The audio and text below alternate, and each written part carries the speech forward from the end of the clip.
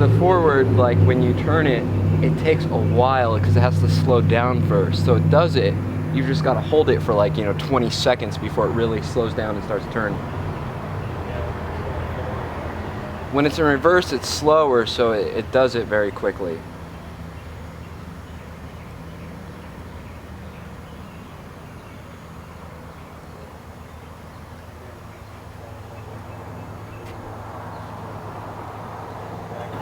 Left one and one left.